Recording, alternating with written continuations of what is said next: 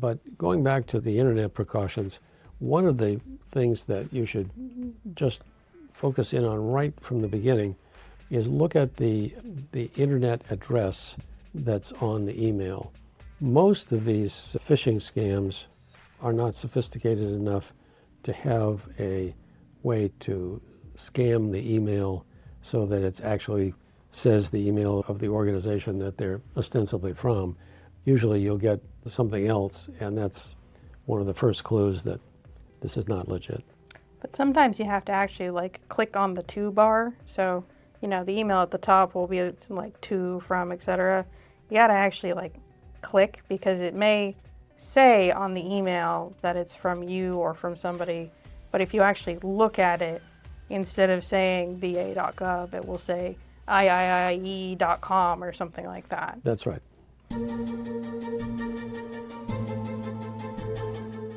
Welcome to the Victory Over VA podcast, a podcast about empowering veterans to overcome denied disability claims. Each week, we deliver critical insights to help you understand the disability process, veterans' benefits, and how to take control of your legal rights. Now here's your host, Attorney Francis Jackson.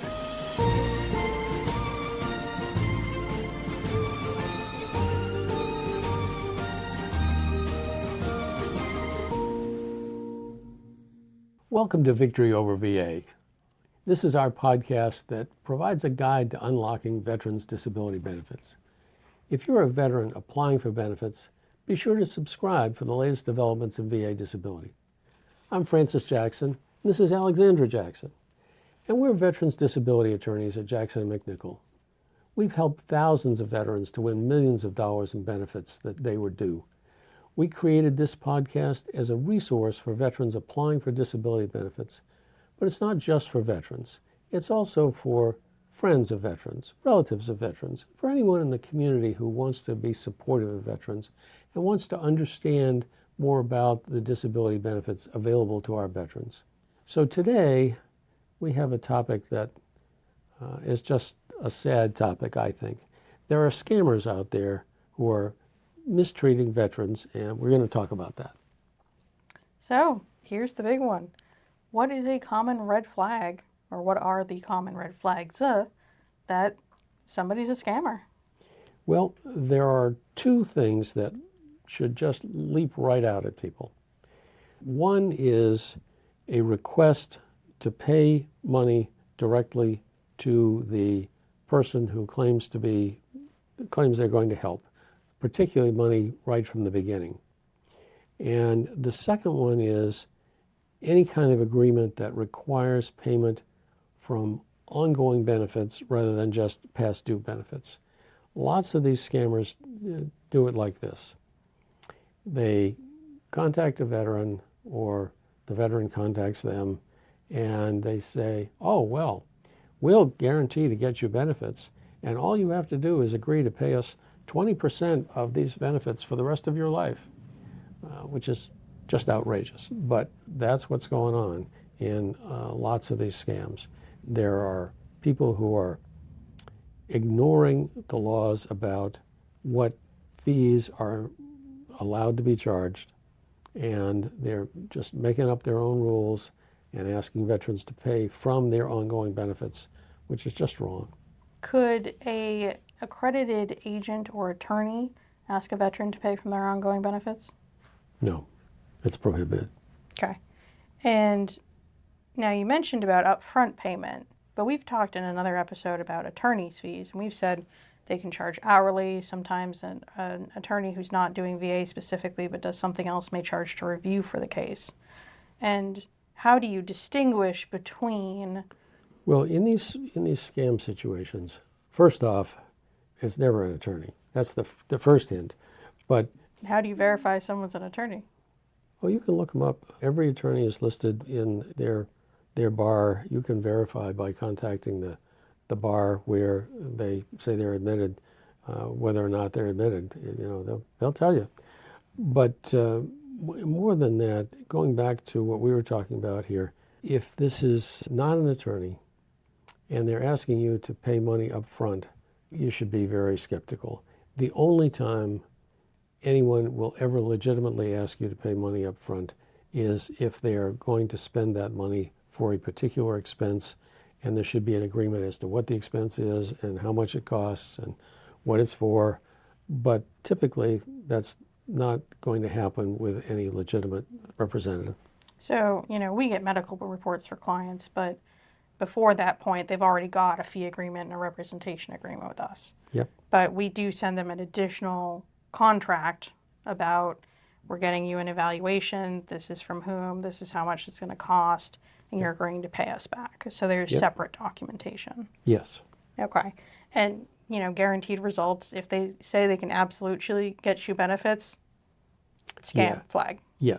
Giant red flag right there. No legitimate representative will ever guarantee that they can get your benefits because they can't. It's just not possible to guarantee it. Even if they say that, because sometimes you have a presumptive thing and it still gets denied. It can That happen. happens. Yep. We have seen that.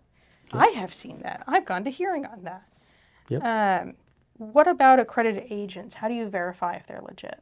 There is a website that is maintained by the VA. It's maintained specifically by the Office of General Counsel, OGC, and you can go on the internet and look up VA OGC accreditation list and search for accredited agents or attorneys. They're all listed. Okay, so if somebody is accredited with VA, They'll be on the list. they'll be there. That's true And for if they- agents and attorneys. Is that true for VSOs? Yes, actually. But if they're not on the list, giant red flag. There's some limited cases where you can represent somebody as an attorney without being admitted, right? But there's a limit on that. Yeah, and you're not supposed to charge a fee. You can do it, but it's free. Yeah. Okay. So there is a special regulation for, people who want to represent a family member. You do what, one before you have to be admitted or something like that? Yes. Yeah. But they can't charge you for it, is the trick. So Right. keep that in mind. What should a veteran do if they get a call or an email from somebody they did not reach out to about getting help with their VA benefits? Well, right now, the VA itself has significant limitations on how they can deal with those cases. So your best bet is usually to contact the Attorney General in the jurisdiction that you're in. So in your state? Most states, yeah. Or if you're in like the District of Columbia, DC, Yeah, their Attorney General? yeah. Okay. And like Puerto Rico has its own, that sort of stuff? I assume Puerto Rico has its own Attorney General. I've never actually looked into that. Yes, I have also not looked up the Attorney General of Guam or anything else like that. But basically, wherever you live, whether it's a territory or state, should have its own resource for that. That's right. Are there legitimate claims that help vets for free? Oh, yeah. Or legitimate organizations, I should say. Certainly. Legitimate claims. Certainly. The Veterans Pro Bono Consortium, for example, helps veterans to get hooked up with an attorney at no cost to the veteran for appeals to the court. And there are lots of veteran service organizations that will help with claims at the regional office level. They're not allowed to practice before the court generally, but Because they're not attorneys. right. But they can help at the regional office level. And, some of the big ones are Disabled American Veterans, American Legion, Paralyzed Veterans of America, Vietnam Veterans of America. There are several. And, we've talked about the Office of General Counsel accreditation search for agents and attorneys and VSOs. Mm-hmm. How would you, if you will, actually, I don't need you to pardon the pun, I'm going to make it anyway. How do you help veterans vet services like the Pro Bono Consortium? Well, you can certainly look up information about them online, but it's a small enough group of organizations that There's also NVLSP, right? Yep. National Veterans, what is Legal it? Services Program. Provider?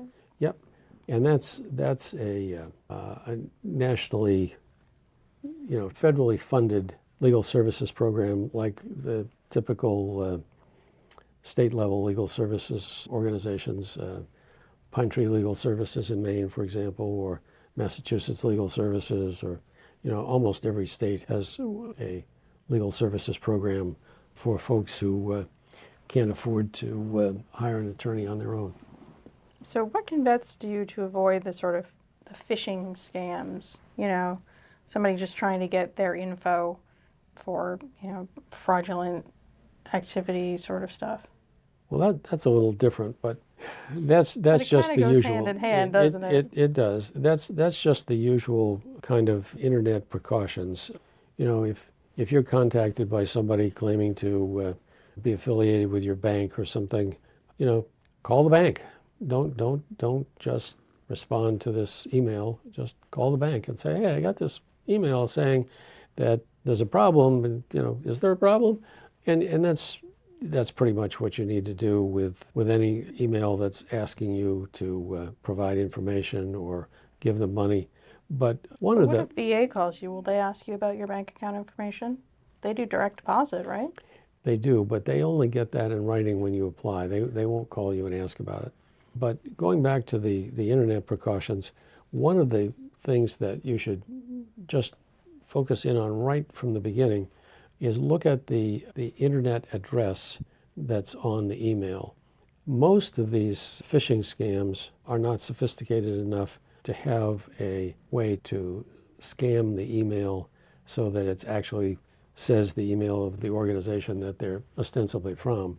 Usually you'll get something else, and that's one of the first clues that this is not legit. But sometimes you have to actually click on the to bar. So, the email at the top will be to, from, etc. You got to actually click, because it may say on the email that it's from you or from somebody. But if you actually look at it, instead of saying va.gov, it will say iiie.com or something like that. That's right. Yeah. So you got to those are look the kinds kind of of things deep sometimes. Those are the kinds of things you should look for. What should veterans know if they have already agreed to pay an ongoing portion of their benefits to somebody? In those instances, I would go right straight to the state attorney general and explain the situation and ask them for their advice on how to handle it. Okay. What if you're concerned because, you've been in legal trouble before or something else is going on? Is there going to be repercussions if you go to the attorney general? If you've, I don't know, been convicted of theft or something? Well, I suppose if you are currently trying to avoid being served with a warrant for an outstanding crime, there might be repercussions. But short of that, I can't see any situation where there would be a problem. Okay. So you heard it here first. If you have an outstanding warrant, don't go to the... No, we're joking. But you have other problems that you need to get fixed if you have an outstanding warrant. So just be aware of that. What if folks have already given a scammer information? You can't take it back. Really, all you can do in those circumstances is the kind of standard protective things. Change your passwords for any passwords that the information you provided would let someone get into. One of the downsides of the internet, as you know, is that people lose their passwords all the time. So there has to be some mechanism for getting the password reset. And if you have given the scammer the information that would be required to reset your password, you should probably go and reset the password right away and try to figure out how to add new security questions or other steps to make sure that the scammer can't do it. And so if you've got either a leak of your information or some sort of ongoing payment arrangement, if you've got direct deposit or a recurring credit card charge, you could call the bank or the credit card company and get that turned off, right? That's right, yes. You typically actually would have to provide something in writing rather than just call, but regardless. But they should be able to help you, Yes. Yes. Even if you've signed some sort of agreement for a monthly thing, if you realize it's a scam, those companies should be able to help you stop the payments. That's correct. If it's ongoing. Whatever company the payment arrangement is through, you should be able to go to, whether it's a credit card or a bank or whatever. And depending, you may also need to change your deposit information with the VA. So, That's true. if it's a recurring charge to the account that your VA benefits go into, maybe change the account the VA benefits are going into. Yeah, you may have to close that account. Close the account and get a new one. That's right. Yep. And then there's also the sort of regular credit and financial checks that veterans can do, right? So Yep. you could get credit monitoring, you could freeze your credit with what are they? Experian and TransUnion and Yep. somebody else. Yeah, The they're big three, as they call them. right. Those are the And credit monitoring folks. you are also eligible for a free report every year from each of those companies, correct? That's correct, yes.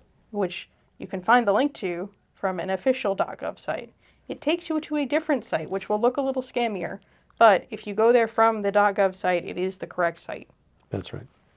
Is there anything else, activity on their accounts to look out for, or anything else that a scammer might do or ask about that veterans should be aware of? I think we've kind of covered the general internet scams. The particular scams that I find very frustrating and sad are these folks that solicit veterans and say they're going to guarantee to get them benefits and sign them up to pay from their ongoing benefits. Those are bad. I'm happy to say that some states, Maine for example, has passed a law saying that is illegal here. Called the GUARD Act, right? Well, there's federal legislation called the GUARD Act that would make that illegal nationally, but that has not passed Congress yet. But some states have passed specific state-level legislation, including Maine. Okay. I think we've pretty well covered it, don't you? I think we have, yeah. All right. Well then, folks, thank you for tuning in for this episode. Please share it, send it to your friends, tell any veterans that you know about it, and don't hesitate to come back to see what we talk about next week. Thanks for joining us this week on the Victory Over VA podcast. Make sure to visit our website, veteransbenefits.com/podcast, where you can subscribe to the show in iTunes, Spotify, or via RSS, so you'll never miss a show. While you're at it, if you found value in this show, we'd appreciate a rating on iTunes, or if you'd simply tell a friend about the show, that would help us out too. If you like this show, you might want to check out our free consultation to see how we can help you with your denied claim. Simply go to veteransbenefits.com and fill out the form. You fought for us. Now let us fight for you. And be sure to tune in next week for our next episode.